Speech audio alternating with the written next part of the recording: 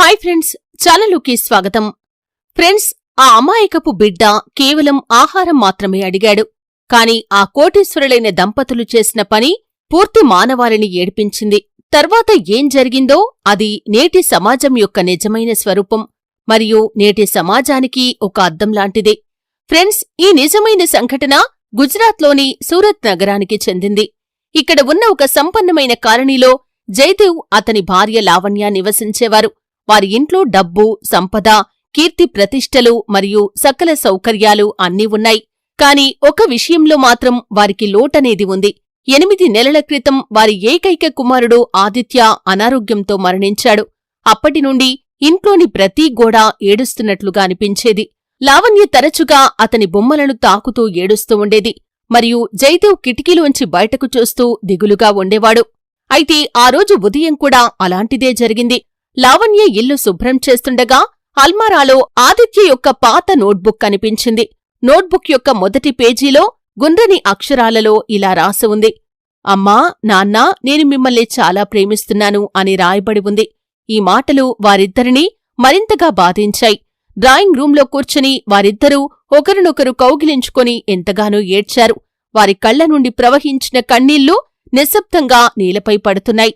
సరిగ్గా అప్పుడే తలుపు తట్టిన శబ్దం వినిపించింది. దీంతో లావణ్య కళ్ళు తుడుచుకొని నెమ్మదిగా వెళ్లి తలుపు తెరిచింది. ఎదురుగా 8 ఏళ్ల బాలుడు నిలబడి ఉన్నాడు. ఆ బాలుడు బక్కపల్చగా ఉన్న శరీరంతో మురికిపట్టిన బట్టలు, చిరిగిన బూట్లు ధరించి ఉన్నాడు. అతని కళ్లల్లో ఆకలి స్పష్టంగా కనిపిస్తుంది.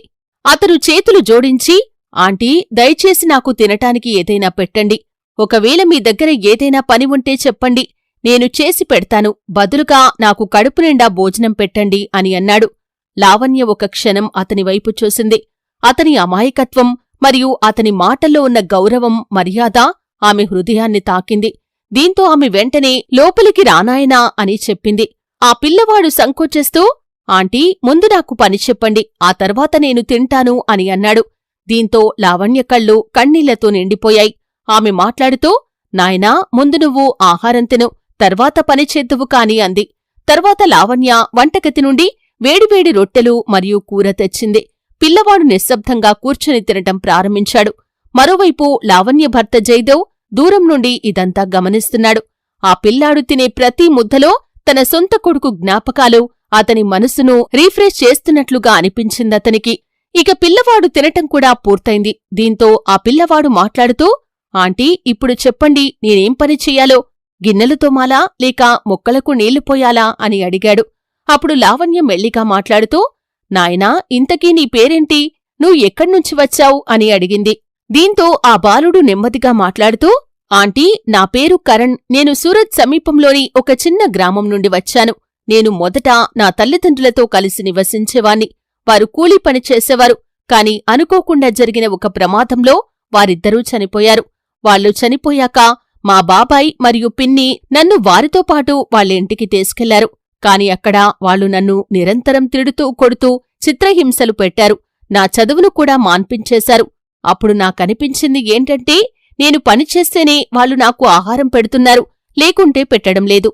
అలాంటప్పుడు వేరొకరి ఇంట్లో ఎందుకు పని చేయకూడదు అని నేననుకున్నాను. ఎందుకంటే కనీసం దెబ్బలు తినటమైనా తప్పుతుంది కదా ఆంటీ అని చెప్పాడు.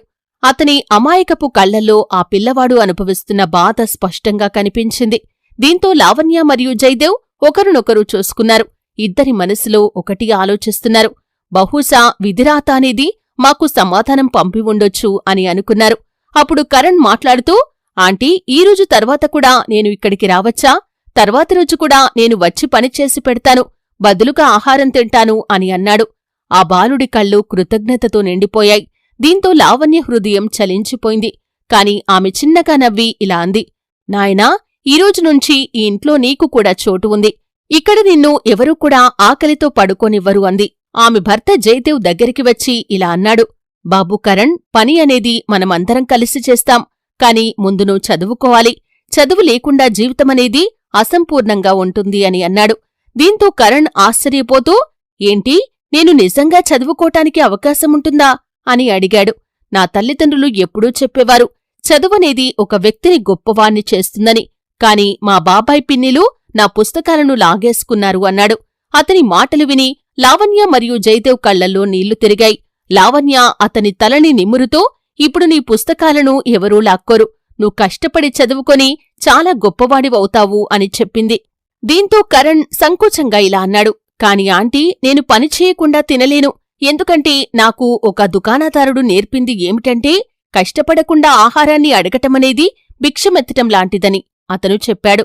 కాబట్టి నేను బిచ్చగాన్ని కావాలనుకోట్లేదు అని అన్నాడు.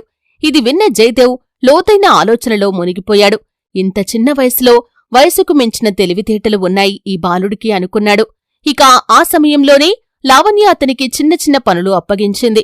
మొక్కలకు నీరు పోయటం, అతని మంచం సర్దటం, అతని పుస్తకాలను సరైన చోట పెట్టటం వంటి పనులు చెప్పింది. కరణ్ వెంటనే సిద్ధమై చాలా ఉత్సాహంగా మొక్కలకు నీరు పోయటం ప్రారంభించాడు. అతని కృషి యొక్క ఆనందం అతని ముఖంలో కనిపించింది. ఇలా సాయంత్రం సమయం అయిన తర్వాత లావణ్య శుభ్రమైన బట్టలను బయటకు తీసింది. కరణ్ వాటిని వేసుకున్నప్పుడు అద్దంలో తనని తాను చూసుకున్నాడు.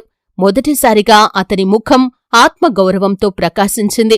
ఇక జయదేవ్ మాట్లాడుతూ, రేపు మనం స్కూల్కి వెళ్దాం, మేము నిన్ను స్కూల్లో అడ్మిట్ చేస్తాం అని చెప్పాడు. దీంతో కరణ్ కళ్ళు కన్నీళ్లతో నిండిపోయాయి. ఏంటి, నేను నిజంగా స్కూల్కి వెళ్లవచ్చా అని అడిగాడు. లావణ్య అతన్ని కౌగిలించుకొని ఇలా అంది, అవును కొడుకా, ఇక నుండి నువ్వు ఒంటరివి కావు అని చెప్పింది. మరుసటి రోజు ఉదయం కరణ్ తయారై స్కూల్కి వెళ్లాడు. టీచర్ అతన్ని క్లాస్కి పంపింది. మొదట్లో అతనికి వచ్చిరాని ఇంగ్లీష్ని చూసి, అతని పల్లెటూరి మాటలను చూసి పిల్లలందరూ నవ్వారు. కాని కొద్ది రోజుల్లోనే అందరూ కూడా అతన్ని తమ ఫ్రెండ్గా చేసుకున్నారు. కరణ్ మొదటిసారి తన పుస్తకాలను తెరిచి అక్షరాల ప్రపంచంలో మునిగిపోయాడు. అలాగే లంచ్ సమయంలో అతను లావణ్య తయారు చేసిన పరాఠాలు టిఫిన్ డబ్బా నుండి బయటికి తీశాడు. దీంతో సమీపంలో కూర్చున్న పిల్లవాడు, వావ్, మా అమ్మ కూడా ఇలాగే చేస్తుంది అని అన్నాడు. దీంతో కరణ్ తనలో తాను అనుకున్నాడు, ఓ, ఇప్పుడు నాక్కూడా ఒక అమ్మ ఉంది కదా అనుకున్నాడు సంతోషంగా. ఇలా సాయంత్రం స్కూల్ అయిపోయిన తర్వాత ఇంటికి తిరిగి వచ్చిన కరణ్ ఉత్సాహంగా ప్రతీదీ లావణ్య మరియు జయదేవ్లకు వివరించాడు. తన టీచర్ తనను ఎలా ప్రశంసించిందో చెప్పాడు. అలాగే అతను కొత్త స్నేహితులను ఎలా సంపాదించుకున్నాడో అన్నీ వారికి వివరంగా చెప్పాడు. దీంతో జయదేవ్ గర్వంగా ఉప్పొంగిపోతూ, చూసావా లావణ్య, ఇది మన నిజమైన సంపాదన అంటే అని అన్నాడు. లావణ్య కళ్లలో కూడా ఆనంద బాష్పాలు వచ్చాయి. ఇక ఆ రోజు రాత్రి పడుకునే ముందు కరణ్ మెల్లిగా ఇలా అన్నాడు, ఆంటీ, నేను మిమ్మల్ని అమ్మాని పిలవవచ్చా అని అడిగాడు. దీంతో లావణ్య గద్గద స్వరంతో ఇలా అంది, కొడుకా, ఇప్పుడు నువ్వు మమ్మల్ని అమ్మా నాన్న అని పిలువు, అదే మాకు గొప్ప గౌరవం అని బదులిచ్చింది. కాని కరణ్ యొక్క ఈ కొత్త జీవితంలో కూడా కొన్ని సవాళ్లు తప్పలేదు. ఇరుగు పొరుగువారు గుసగుసలు పెట్టసాగారు. ఇంత సంపద ఉంది కాని తన సొంత రక్తం మాత్రం లేదు వీళ్లకి. అందుకే ఒక అనాథను తీసుకువచ్చారు. భవిష్యత్తులో వీళ్ల పరిస్థితి ఎలా ఉంటుందో ఎవరికీ తెలియదు అంటూ మాట్లాడేవారు. ఇది ఇలా గడుస్తూ ఉండగా కరణ్ నెమ్మదిగా తన పాఠశాల విద్యపై దృష్టి పెట్టడం ప్రారంభించాడు. ప్రారంభంలో అతను చాలా కష్టపడ్డాడు. అతను తరచుగా తన నోట్బుక్లలో పదాలు తప్పుగా రాసేవాడు. అతను గణిత సమస్యలను పరిష్కరించలేకపోయేవాడు. దీంతో కొంతమంది క్లాస్మేట్స్ అతన్ని ఎగతాళి చేసేవారు. ఇతను పక్కా పల్లెటూరివాడు, చదువు గురించి ఇతనికేం తెలుసు అని అనేవారు. ఇలాంటి మాటలు విన్నప్పుడు కరణ్ గుండె బద్దలయ్యేది. కాని అతను మౌనంగా ఉండేవాడు. అతను రాత్రిపూట ఎక్కువ సమయం వరకు మెలకువగా ఉండి కృషితో చదువుకునేవాడు. లావణ్య కూడా అతని పక్కన కూర్చుని అతనికి చదువుకోవటంలో సహాయం చేసేది. ఆమె అతనికి హిస్టరీ సబ్జెక్ట్ను ఒక కథలాగా వినిపించేది. గణిత సమస్యలను ఒక ఆటలాగా వివరించేది. దీంతో జయదేవ్ కూడా అతనికి సహాయం చేయటానికి సమయం కేటాయించటం ప్రారంభించాడు. క్రమక్రమంగా కరణ్కి అతని ఆత్మవిశ్వాసం తిరిగి వచ్చింది. 3 నెలల తర్వాత పాఠశాలలో తల్లిదండ్రుల ప్రాముఖ్యత అనే అంశం మీద వ్యాసరచన పోటీలు జరిగాయి. దీంతో కరణ్ మనసు పెట్టి శ్రద్ధగా ఇలా రాశాడు, ఆ దేవుడు నాకు 2 సార్లు తల్లిదండ్రులను ఇచ్చాడు. మొదటివారు నాకు జన్మనిచ్చారు, రెండవవారు నాకు జీవితాన్నిచ్చారు. వారు నన్ను ఆకలి నుండి రక్షించారు, నాకు మంచి విద్యను అందించారు, అలాగే కష్టపడి పనిచేయటమే నిజమైన జీవితం అని నాకు నేర్పించారు అని వ్యాసం రాశాడు. అతని వ్యాసం బహుమతిని పొందటానికి ఎంపికై దాన్ని స్వీకరించటానికి అతన్ని వేదికపైకి పిలిచినప్పుడు పాఠశాల మొత్తం చప్పట్లతో మార్మోగిపోయింది. దీంతో లావణ్య మరియు జయదేవ్ కళ్లల్లో ఆనంద బాష్పాలు వచ్చాయి. ఇక సాయంత్రం కరణ్ బహుమతితో ఇంటికి తిరిగి వచ్చినప్పుడు అతను ట్రోఫీని నేరుగా తన తల్లిదండ్రుల పాదాల వద్ద ఉంచి ఇలా అన్నాడు, అమ్మా, ఈ విజయం నాది కాదు, మీది. మీరు నాకు నేనెలా జీవించాలో నేర్పించారు అని అన్నాడు. దీంతో లావణ్య అతన్ని కౌగిలించుకుంది. ఇక జయదేవ్ ముఖం కూడా గర్వంతో ప్రకాశించింది. ఎన్నో ఏళ్ల తర్వాత ఆ రోజు ఆ ఇల్లు నవ్వు మరియు ఆనందంతో ప్రతిధ్వనించింది. కాని ఇరుగు పొరుగున ఉన్న కొందరు ఇప్పటికీ గుసగుసలాడుతూ ఉండేవారు. ఈ పిల్లవాడు పెద్దయ్యాక ఖచ్చితంగా మారిపోతాడు అని కొందరంటే, మరికొందరేమో ఎంతైనా రక్త సంబంధమేనండి, అతను పెద్దయ్యాక ఎంతకాలం వారిని బాగా చూసుకుంటాడో మేమూ చూస్తాం అని హేళనగా మాట్లాడేవారు. లావణ్య మరియు జయదేవ్ ఈ మాటలను పట్టించుకునేవారు కాదు. వారు ఇలా అనేవారు, ఒక కొడుకుతో సంబంధం అనేది రక్తంతో కాదు, హృదయంతో ముడిపడి ఉంటుంది అనేవారు. ఇక మరోవైపు కరణ్ కూడా ఇప్పుడు చాలా తెలివైన పిల్లవాడయ్యాడు. అతడు అన్నీ బాగా అర్థం చేసుకునేవాడు. ప్రపంచం తన గురించి ఏమనుకుంటుందో అతను పట్టించుకునేవాడు కాదు. అతని దృష్టిలో తన తల్లి మరియు తండ్రే అతనికి ప్రపంచం. కాలక్రమేణా కరణ్ కృషి ఫలించటం మొదలైంది. క్రీడల్లో కూడా అతను కీర్తిని సంపాదించాడు.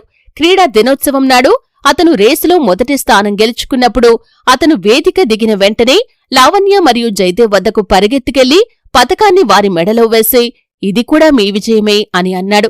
దీంతో వారిద్దరి కళ్లల్లో కన్నీళ్లు వచ్చాయి. కాని జీవితం ఎల్లప్పుడూ అంత సులభంగా ఉండదు కదా. అందుకే కరణ్ను ఎప్పుడూ అంగీకరించని అతని బాబాయ్ మరియు పిన్ని అతని పురోగతి గురించి వార్త విన్న తర్వాత ఆందోళన చెందారు. ఒకరోజు అతని బాబాయ్ సూరత్కి చేరుకుని చుట్టుపక్కల ప్రాంతాల వారిని విచారించటం ప్రారంభించాడు. ఈ వార్త కరణ్ వద్దకు చేరినప్పుడు అతని హృదయం భయంతో నిండిపోయింది. ఆ రాత్రి అతను భయంగా ఇలా అన్నాడు, అమ్మా, ఒకవేళ వాళ్ళు నన్ను తిరిగి తీసుకెళ్లాలనుకుంటే నేను మీ నుండి విడిపోవాలని అనుకోవటం లేదు అన్నాడు. కాని అతని గతం నిజంగా అతనికి శాంతిని ఇస్తుందా, లేక అతని కొత్త జీవితంలో మరో తుఫాన్ రాబోతుందా? ఏది ఏమైనప్పటికీ కరణ్ ఇప్పుడు కౌమార దశలోకి అడుగుపెట్టాడు. అతను చదువులో బాగా రాణించేవాడు. ప్రతి పరీక్షలో అధిక మార్కులు సాధించేవాడు మరియు క్రీడల్లో కూడా బాగా రాణించేవాడు. అతని ఉపాధ్యాయులు కూడా ఈ అబ్బాయిలో ఏదో ప్రత్యేకత ఉందని తరచుగా చెప్పేవారు. కృషి మరియు అంకిత భావం అనేవి ఇతని యొక్క ప్రత్యేక లక్షణాలు అని చెప్పేవారు. ఇది విన్నప్పుడు లావణ్య మరియు జయదేవుల మనస్సు గర్వంతో నిండిపోయేది. ఇంట్లో వాతావరణం కూడా గతంలోలాగా నిశ్శబ్దంగా లేదు. ఎక్కడైతే నిశ్శబ్దంగా ఉండేదో అక్కడ ఇప్పుడు కరణ్ నవ్వు మరియు సంభాషణలు ప్రతిధ్వనించాయి. కాని ప్రపంచం ఇప్పటికీ అలాగే ఉంది. ఇరుగు పొరుగున ఉన్న కొంతమంది అతన్ని పదే పదే ఎగతాళి చేస్తూ, రక్త సంబంధాలు భిన్నంగా ఉంటాయి, నువ్వు చూడు, ఈ పిల్లవాడు పెద్దయ్యాక అన్నీ మర్చిపోతాడు అని జయదేవ్తో అనేవారు. జయదేవ్ ఎల్లప్పుడూ కొడుకు సంబంధం అనేది రక్తంతో కాదు, హృదయంతో ముడిపడి ఉంటుంది అని సమాధానమిచ్చేవాడు. ఇక కరణ్ చిరునవ్వే అంతిమ సాక్ష్యమని లావణ్య కూడా నమ్మింది. కరణ్ ఇప్పుడు నెమ్మదిగా కాలేజీ వయస్సుకు చేరుకున్నాడు. అతని కలలు కూడా పెరుగుతున్నాయి. అతను తరచుగా, నాన్నా, నేను పెద్దయ్యాక నా సొంత వ్యాపారాన్ని ప్రారంభిస్తాను, నా కృషి ద్వారా నాకంటూ ఒక పేరు తెచ్చుకుంటాను అని చెప్పేవాడు. దీంతో జయదేవ్ నవ్వుతూ, కొడుకా, కష్టపడి పనిచేయటం, నిజాయితీగా ఉండటం వల్ల ఏ కల కూడా నెరవేరకుండా ఉండదు అని చెప్పేవాడు. సరిగ్గా ఇదే సమయంలో అరణ్య అనే అమ్మాయి కరణ్ జీవితంలోకి ప్రవేశించింది. ఆమె అతని క్లాస్మేట్. ఆమె నవ్వుతూ, తూలుతూ, తెలివిగా ఉండి చదువులో బాగా రాణించేది. వారిద్దరూ మొదట స్నేహితులయ్యారు. తర్వాత నెమ్మదిగా వారి హృదయంలో అంతరంగంగా ఉన్న రహస్యాలను పంచుకోవటం ప్రారంభించారు. కరణ్ యొక్క సరళత మరియు నిజాయితీని చూసి అరణ్య బాగా ఆకర్షితురాలైంది. కరణ్ కూడా ఆమె చిరునవ్వులో ఓదార్పుని పొందేవాడు. కాలక్రమేణా వారి స్నేహం మరింత లోతైన బంధంగా వికసించింది. కాని కరణ్ ఎప్పుడూ కూడా ఒక విషయాన్ని పునరావృతం చేసేవాడు. అరణ్య, నేను నిన్ను చాలా ప్రేమిస్తున్నాను, కాని నా తల్లిదండ్రుల అనుమతి పొందే వరకు నేను ఎలాంటి నిర్ణయాలు తీసుకోను అనేవాడు. అరణ్య మొదట్లో ఆశ్చర్యపోయింది. కాని తర్వాత కరణ్ మాటలు విని ఆమె కూడా అతని పట్ల మరింత గౌరవాన్ని పెంచుకుంది. ఇంట్లో లావణ్య మరియు జయదేవ్ కూడా కరణ్ యొక్క ఈ ఆలోచనను చూసి గర్వంగా భావించారు. వాళ్లు మాట్లాడుతూ, కొడుకా, నువ్వు మమ్మల్ని ప్రతి ఒక్క విషయంలో గర్వపడేలాగా చేశావు. కాబట్టి ఒకవేళ నీ ఆనందం అనేది అరణ్యలో ఉంటే మాకు ఎటువంటి అభ్యంతరం లేదు అన్నారు. లావణ్య వారి మొదటి కలయికలోనే అరణ్యను తన కూతురులా భావించి కౌగిలించుకుంది. కొన్ని నెలల తర్వాత కరణ్ మరియు అరణ్యల వివాహం చాలా వైభవంగా జరిగింది. బంధువుల సందడి, పెళ్లి బాజాల చప్పుళ్ళు ప్రతి మూలన ఆనందాన్ని నింపాయి. జయదేవ్ మరియు లావణ్య కళ్లలో ఆనందం మరియు సంతృప్తితో కన్నీళ్లు నిండిపోయాయి. దేవుడు వారి జీవితాలను మళ్లీ ప్రకాశవంతం చేశాడని వారు భావించారు. కాని వివాహం జరిగిన కొన్ని నెలల తర్వాత పరిస్థితులు మారటం ప్రారంభించాయి. గతంలో లావణ్య మరియు జయదేవులను ఎంతో గౌరవించిన అరణ్య క్రమక్రమంగా మార్పును చూపించటం ప్రారంభించింది. ఆమె ఏమని అనుకునేదంటే, ఇప్పుడు తన భర్త అన్నీ సంపాదిస్తున్నాడని, కాబట్టి తన అత్తామామల మాట వినాల్సిన అవసరం లేదని మనసులో అనుకునేది. దీంతో చిన్న చిన్న విషయాలకే ఇంట్లో గొడవలు మొదలయ్యాయి. నేను నా కొడుకుని ఎందుకు ఇబ్బంది పెట్టాలి అని ఆలోచిస్తూ లావణ్య కూడా మౌనంగా ఉండిపోయింది. కాని ఆమె తన హృదయంలో బాధను దాచుకోలేకపోయింది. కరణ్కి నిజం చెప్పు అని జయదేవ్ పట్టుబట్టేవాడు. కాని లావణ్య ప్రతిసారీ అతన్ని ఆపేసేది. వద్దండి, మనం అలా చేస్తే నా కొడుకు తన భార్య మాటలు విని మనల్ని కాదనిపోతే నేను ఆ బాధను తట్టుకోలేను అని చెప్పింది. కాని ఒకరోజు విధిరాత అనేది అందరి ముందు నిజాన్ని బయటకు తెచ్చింది. ఆ రోజు కరణ్ అకస్మాత్తుగా ఇంటికి తిరిగి వచ్చినప్పుడు తన భార్య అరణ్య తన అమ్మ లావణ్యతో బిగ్గరగా మాట్లాడటం విన్నాడు. దీంతో కరణ్ ముఖం కోపంతో ఎర్రబడింది. అతను మాట్లాడుతూ, అరణ్య, నువ్వు నా తల్లికి వ్యతిరేకంగా ఒక్క మాట మాట్లాడినా నువ్వు నా భార్యవనే విషయాన్ని కూడా నేను మర్చిపోతాను అని నిర్మోహమాటంగా చెప్పాడు. ఇక అరణ్య కూడా మొదటిసారి కరణ్ యొక్క ఈ రూపాన్ని చూసి చాలా ఆశ్చర్యపోయింది. కాని ఇది కేవలం ఆరంభం మాత్రమే. కాని భవిష్యత్తులో కరణ్ తన నిజమైన గుర్తింపును వెల్లడించాల్సి ఉంది. ఇలా కొన్ని రోజులపాటు ఇంట్లో వాతావరణం ఉద్రిక్తంగా మారింది. కరణ్ అరణ్యను ఒప్పించటానికి ప్రయత్నించలేదు. దాంతో అరణ్య మరింత అశాంతికి గురైంది. చివరికి ఒకరోజు రాత్రి ఆమె కరణ్తో మాట్లాడుతూ, కరణ్, నువ్వు నన్ను ఒప్పించటానికి ఎందుకు ప్రయత్నించలేదు? నేనేం తప్పు చేశాను అని నిలదీసింది. దీంతో కరణ్ దీర్ఘంగా శ్వాస తీసుకుని ఇలా అన్నాడు, అరణ్య, బహుశా నీకు నా అసలు కథ ఇంకా తెలియకపోయి ఉండొచ్చు అని అన్నాడు. అతను అరణ్యను కూర్చోబెట్టి ఆమెకు అన్నీ వివరంగా చెప్పాడు. తన అసలు తల్లిదండ్రులు ప్రమాదంలో ఎలా చనిపోయారో, తన బాబాయ్ పిన్నిలు తనను ఎలా హింసించారో, మరియు సూరత్ వీధుల్లో అతను ఆకలితో దాహంతో ఎలా తిరిగాడో, లావణ్య మరియు జయదేవులు అతన్ని తమ సొంత కొడుకుగా ఎలా దత్తత తీసుకున్నారో మొత్తం వివరించాడు. దీంతో కరణ్ కళ్ళు కన్నీళ్లతో నిండిపోయాయి. ఒకవేళ ఈ ఇద్దరు నాకు లభించి ఉండకపోతే బహుశా నేను ఈరోజు జీవించి ఉండేవాణ్ణి కాదు. వీళ్లు నాకు కొత్త జీవితాన్ని ప్రసాదించారు. అందుకే ఈ ప్రపంచంలో వాళ్లకంటే గొప్పవారు ఎవరూ లేరు నాకు అని చెప్పాడు.